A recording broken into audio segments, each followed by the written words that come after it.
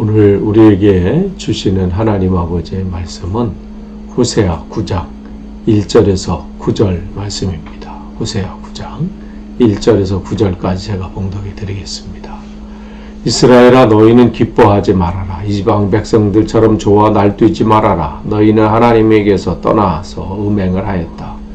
너희는 모든 타작마당에서 장녀의 몸값을 받으며 좋아하고 있다. 그러나 타작마당에는 먹거리가 나오지 않고 포도주 틀에서는 새 포도주가 나지 않을 것이다. 에브라임이 주님의 땅에서 살 수 없게 되어 다시 이집트로 돌아가고 아시리아로 되돌아가서 부정한 음식을 먹을 것이다. 이방 땅에서는 주님께 포도주를 제물로 부어드릴 수 없고 그들이 바치는 제물이 주님을 기쁘게 해드릴 수도 없을 것이다. 그들이 먹는 것은 초상집에서 먹는 음식과 같아서 그것들을 먹는 사람들마다 부정을 타게 될 것이다. 그들이 먹는 것은 허기진 배나 채울 수 있을 뿐 주님께서 계신 집으로 가져다가 바칠 것은 못한다. 절기가 오고 주님께 영광을 돌릴 잔칫날이 돌아와도 무엇을 제물로 드릴 수 있겠느냐. 재난이 닥쳐와서 백성들이 흩어지는 날 이집트가 그 피난민을 받아들여도 끝내 멤피스 땅에 묻히는 신세가 되고 말 것이다. 가지고 간 귀중한 금은 보화는 잡초 속에 묻히고 살던 곳은 가시덤불로 덮일 것이다. 이스라엘은 알아라. 너희가 보복을 받은 날이 이르렀고 죄지은 만큼 벌받는 날이 가까워왔다. 너희는 말하기를 이 예언자는 어리석은 자요 영감을 받은 이 자는 미친 자다 하였다. 너희 죄가 많은 만큼 나를 미워하는 너희의 원한 또한 많다. 하나님은 나를 예언자로 임명받으셔서 에브라임을 지키는 파수꾼이 되게 하셨다. 그러나 너희는 예언자가 가는 길목마다 덫을 놓았다. 하나님이 계신 집마저 너희는 예언자에게 원한을 품었다. 기브아 사건이 터진 그때 못지않아 이 백성이 더러운 일을 계속한다. 주님께서 이 백성의 죄악을 기억하시고 그릇된 행실을 다 벌하실 것이다. 아멘. 우리가 계속해서 이제 새벽 기도 시간에 호세아서 말씀을 나누는데요. 지난주 말씀했던 7장 8절서부터 이제 이 계속해서 이 8장 전체가 호세아의 5번째 예언이었다면 이제 9장서부터는 이제 5번째 예언이에요. 이제 9장서부터 이제 5번째 예언이 나오는데 그들이 이제 하나님 말씀 안에 거하지 않았기 때문에 하나님 그들에게 어떠한 이 심판이 임하는지를 분명하게 말씀하십니다. 그런데 그들은 알지 못하고요. 설마 또 자기들에게 이런 일이 일어날까? 지금 뭐 문제가 없다고 판단하는 거예요. 자기들에게 기쁜 일이 일어나고 좋은 일이 있고 뭐 그래도 어렵지만 뭐 살만하긴 하지, 아직까지 살만하기도 하고 이러니까 심각성을 깨닫지 못하는 거예요. 그러니까 주님 말씀하시죠. 너희는 기뻐하지 말아라. 이방 백성들처럼 좋아 날뛰지 말아라. 그러니까 그들의 판단은 뭐예요? 이방 백성들, 주님을 알지 못한 이들은 그냥 뭐 먹고 살만 하면 괜찮은 거예요. 자기가 지지했던 후보가 당선이 되고 주식 뭐 잘 되고 자식들 뭐 그런 대로 잘 자리 잡고 살고 뭐 자기가 하는 사업도 뭐 힘든 시대에 이 정도면 괜찮고 뭐 그러니까 뭐 괜찮은 거예요. 그런데 주님은 그들의 중심을 보시면서 그들이 하나님을 떠나서 음행을 하고 있다.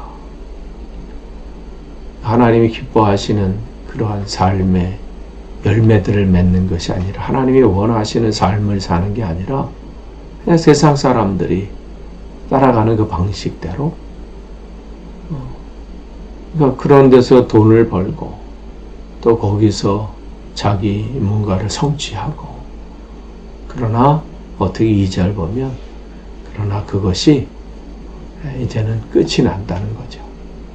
하나님 말씀 안에서 기뻐해야 되고 하나님의 뜻을 실천하고 또 그것을 성취하고 자기를 통해서 하나님의 나라가 확장되는 데서 기쁨을 얻어야 되는데 그냥 이방 사람들처럼 똑같은 방식, 또 그 안에서 그것을 얻지 못하면 또 절망하고 뭐 이런 것에서 기쁨을 얻고 누리려고 하는 거니까 주님은 그 안에서 그러한 삶을 사는 이들을 그 때가 되면 그 모든 것을 빼앗아 간다는 거죠. 더 이상 거기서는 먹거리가 나오지 않고, 타작마당이라고 하는 것은 추수한 곡식을 쌓아놓는 거거든요. 그러니까 이제 더 이상 타작마당이 의미가 없는 거예요. 추수할 것이 없는 거죠. 수고는 했으나 자기 것이 아닌 거예요. 포도주에서는 새 포도주가 나지 않는 거예요. 이제는 끝난 거죠. 그러니까 또 에브라임 북이스라엘을 말하는 거라고 그랬어요. 그 에브라임이 주님의 땅에 살 수 없게 되고, 그러니까 결국은 다 흩어지게 되는 거예요.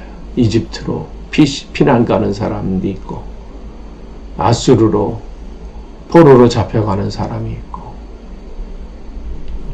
그들이 누렸던 모든 것들이 주님의 은혜임을 이제는 깨닫게 되는 그런 순간이 오게 되는 거예요. 아, 그때 모든 것이 주님의 은혜였구나.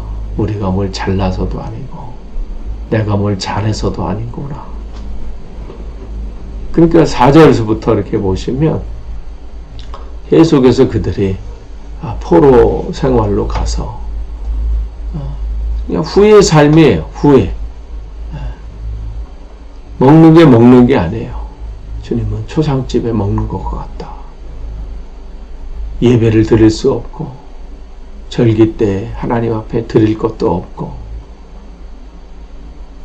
그러니까 이제는 그 지금 누리고 있던 모든 것들, 아직 기회가 있을 때 잡아야 될 모든 것들을 이제 다 놓치게 되고, 아무것도 할 수 없는 그런 상황들, 그 속에서는 절망과 고통의 시간들만 넘치게 되는 그러한 상황들이 오게 된다는 거죠.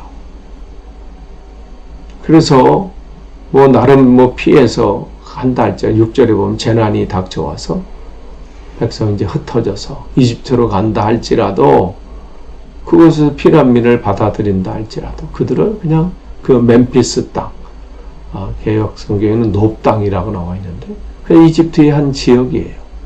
그곳에서 그냥 생을 마감하는, 그냥 그 정도, 꿈도 없고 희망도 없고 은혜 누림도 없고 그냥 그렇게 살다가 가는 거죠. 그들이 피난 가면서 그나마 챙겼던 모든 것들도 그냥 잡초 속에 묻혀지고, 아무런 그에게 그런 것이 그들을 회복시키는데 아무런 영향력을 끼치지 않아요.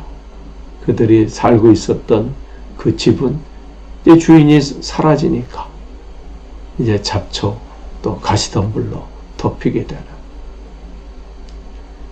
이런 일이 이제 머지않아 일어나게 되지요. 실제적으로 일어나게 됩니다. 그런데 그것을 깨닫지 못하는 거예요. 그러니까 주님이 말씀하셨거나요, 약속하신 것은 반드시 이루어집니다. 이걸 이루어지는 것을 믿는 것은 믿음이라 그래요. 그래서 주님께서 이 부분들을 말씀하시는 거예요. 7절을 보시면 어떻게 해요? 그런데 그러한 날이 왔는데도 어떻게 너희들은 말하기를 이 예언자는 어리석은 자요, 영감을 받은 이 자는 미친 자다. 그러니까 하나님 말씀을 전하는 선지자나 예언자를 미친 자로 취급해요. 지금 때가 어느 때인데 그런 설교를 하냐 그러고, 지금 이 시대가 지금 어떤 시대인데 그게 지금 말이 되냐. 이렇게 지금 쌓아오고 이렇게 지금 쌓아놓고 이렇게 지금 첨단의 시대를 살아가고 있는데 이게 지금 무너질 거냐, 이게 망할 거라고 생각하느냐. 그러니까 들려지지가 않는 거예요. 왜냐면 자기들이 지금 누리고 있는 것이 그렇게 허무하게 무너질 거라고 생각을 하지 않기 때문에 그렇죠. 그러니까 제대로 된 이 설교를 하고 그 말씀을 전하는 자들의 소리에 귀를 기울이지 않고 관심을 두지 않는 거예요. 미쳤다고 그러고 지금 시대에 맞지 않는다고 그러고 그러니까 자기들에게 위로하고 격려하고 잘 된다고 그러고 부자 된다고 그러고 뭔가 지금은 힘들지만 이제 다시 일어날 거라고 하고 이런 소리는 귀를 기울여요. 그런데 주님께로 돌아오라. 하나님 말씀대로 사십시오. 이제 이런 소리는 귀를 기울이지 않고 하나님의 말씀을 붙잡고 성령이 이끌려서 말씀을 전하는 자들의 소리는 미친 자다. 이렇게 얘기를 하는 거죠. 네, 성경을 이렇게 쭉 보면요. 뭐 호세아만 이런 소리 들은 게 아니고 그 전에 아모스도 그랬고요. 뭐 예레미야도 그렇고 엘리야도 그렇고 엘리사도 그렇고 심지어는 예수님까지도 그랬죠. 그러니까 우리가 말씀을 들으실 때 우리가 잘 분별해야 돼요. 이 말씀이 나를 살리는 말씀인가? 아니면 정말 이 말씀이 내게 어떠한 의미가 있는가? 늘 점검하셔야 돼요. 내 귀에 좋은 말이 좋은 말씀이 아닐 수도 있어요. 진짜 때로는 그 말씀이 나의 폐부를 찌르는 말씀이 될 수도 있고요. 내 귀에 거슬리는 말씀이 될 수도 있고 때로는 나를 치는 말씀이다 이렇게 생각할 때도 있어요. 어떤 말씀이든요. 잘 들으셔서 과연 이 말씀이 하나님께서 내가 뭘 바꾸기를 원하시는가? 내가 지금 놓치고 있는 부분은 뭔가? 내가 지금 이 삶을 가고 있는데 내가 점검되어야 될 부분이 뭔가? 계속해서 이렇게 적용하셔야 돼요. 그래야 우리가 삽니다. 그게 진짜 사는 길이에요. 그런데 주님께서 8절 말씀 보면 하나님은 나를 예언자로 임명하셔서 그러니까 하나님의 사람들을 세우셔서 그 파수꾼을 에브라임이 지키는 파수꾼을 되게 하셨는데 왜냐면 지키고 보호하시기 위해서 그러나 뭐라고 말씀하세요? 너희는 예언자들 즉 하나님이 보낸 사람마다 가는 길목마다 덫을 놓아서 그들이 쓰러지게 무너지게 하고 오히려 어떻게 성전에서조차도 너희는 예언자들이 원한을 품었다. 말씀을 듣는 게 아니죠. 자기 거슬리는 말을 하면 안 들리는 거예요. 그리고 그 말씀이 귀에 들려질 리가 없지요. 그러니까 기브아 사건이 터진 그때 못지않게 기브아 사건이 뭐예요? 우리 기브아 사건은 사사기 19장 이하의 말씀을 보면 돼요. 거기 레위인이 자기 그 첩을 찾기 위해서 가다가 기브아에서 그 사건이 일어나잖아요. 내가 거기서 지역 사람들이 오더니 내가 저 사람과 내가 상관하리라. 그 얘기 뭐예요?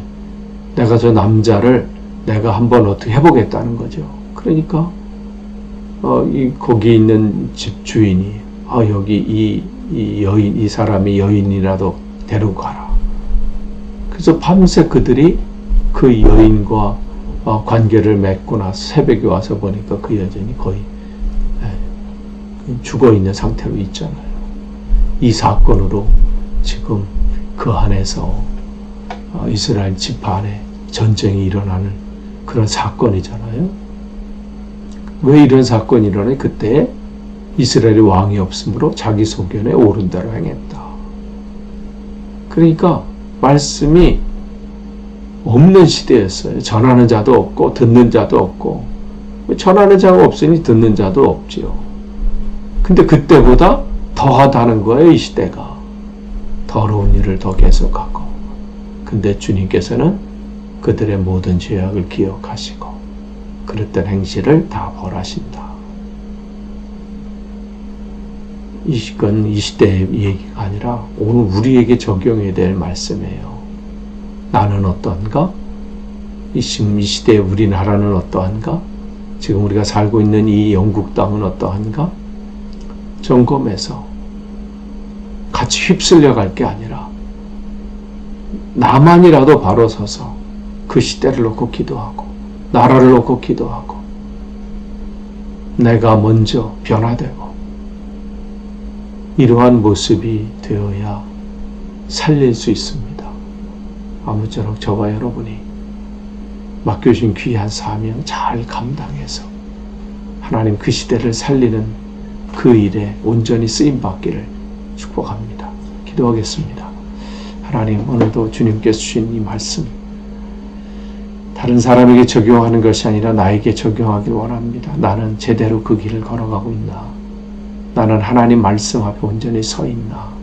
하나님 원하시는 삶을 살고 있는가? 점검하고 새롭게 되기를 소망합니다. 그러한 오늘 하루 되기를 원하며 예수님의 이름으로 기도합니다. 아멘.